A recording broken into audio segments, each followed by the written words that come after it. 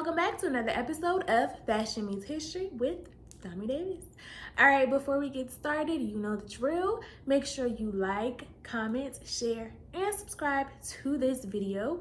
And don't forget to hit the notification bell so you don't miss any new videos. As always, feel free to follow me on my other social media channels below. And without further ado, let's get into the episode. A few weeks ago, we talked about how the Europeans believed that only changing your undergarments every week or every few months is what kept you clean versus actually washing your body. We also talked about how most of us know or should know by now that the Moors brought hygiene, as we think of it today, to the Europeans. Who are the Moors, if we don't know? The Moors are groups of Africans or Muslims, or a mixture of both, who came to take over regions of the Iberian Peninsula, mainly in Spain. So although the Moors, whether they be African or Muslim, or both, brought hygiene to Europe, what we don't talk about is the trendsetter, the influencer, if you will, who really got hygiene popping and basically told those people in Europe, hey y'all stink, among other things. So we are gonna get into it.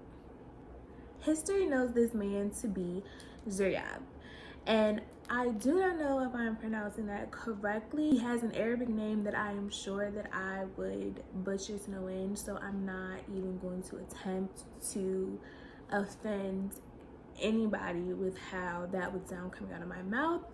But his nickname, how history refers to him in shorthand, is Ziryab. Although his exact descent is unknown and disputed by historians, what we do know is that he was described by people of the day as being a very dark complected person. So just like the description of the Moors that we talked about a little bit ago, he was either African, Muslim, Persian, Kurdish, some mixture of Middle Eastern and African, or just Middle Eastern, or just African. We don't know, but he was of a darker hue, which is why he knew how to be clean. And just for reference, for those of us who aren't so good with geography, Persian relates to modern day Iran, Kurdish relates to other Middle Eastern countries like Syria and Lebanon, Kazakhstan, those regions. And then African, of course, is the continent of Africa, but probably in relation to the other countries, North African, like Moroccan, Egyptian, so on and so forth. Ziryab is said to be born around 790 AD, so very, very, very old. So this is the 8th century, definitely medieval time. But Ziryab's claim to fame wasn't just that he was clean. I mean, that's what we know today and attribute to him because, you know, cleanliness is next to godliness, no matter what religion you believe in. But he was actually a famous and extremely talented musician.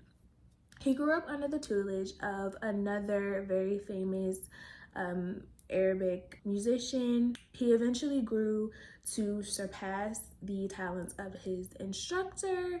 There is some debate about whether there was some skirmishes. We don't know. Either way, we know he left the areas of Baghdad and Syria and eventually moved towards North Africa and the Iberian Peninsula, which lands him in Cordoba, Spain. Once again, for geographic reference, the Iberian Peninsula is the mountainous region between Spain and Portugal. And for historical reference, the Iberian Peninsula is the area that the Moors settled mostly in Spain, because the Moors did take over Spain for a period of time in history because the Ottoman Empire was expanding. So enter Ziryab. So basically, in 1820, he comes to Cordoba, Spain, which is a part of the Andalusia region in Spain. And he already kind of had like that influencer style zest, if you will, because he was a famous musician. So he came to the Cordoba court, you know, the king, the queen, all that jazz. And, you know, he played for them. He was a famous musician. And that, you know, was like his bread and butter, his claim to fame, all of that. But while he was there, he introduced or simply made relevant certain things like bathing more than once a day, changing your attire between the morning, the afternoon, and the evening. So changing 3 times. Changing what you wear during the seasons. So lighter fabrics and brighter clothing in the summer, heavier fabrics, darker clothing, and heavier layers in the winter. He invented deodorant. He understood that, you know, sometimes that doesn't smell so nice when you don't give it a little extra swig. He also created a new type of shampoo, a new type of shampooing for hair, because at this point in time, royalty and nobles and so on and so forth were utilizing things like rose water in their bath to, you know, douse their hair in and keep their hair clean and smelling nice. And even though that was well and good, Ziryab created a type of shampoo or cleaning elixir that relied more on a salt-based solution that would clean your hair, and also maintain healthier hair. So, you know, thicker, longer, all around healthier hair. Along with the new shampoo regimen, he also modernized what we would think of as haircuts. So in the Muslim Arabic worlds, men and women had long hair. Some sources say that both men and women parted their hair down the middle and just wore it, you know, down. And Ziryab actually began the trend of haircuts, not only for men, but for women as well. The idea, what we would think of is like bangs, so like, you know, cutting them to the eyebrow length, having a little bend, you know. One of the last things that Ziryab brought to all of us is actually related to food, and who doesn't love food?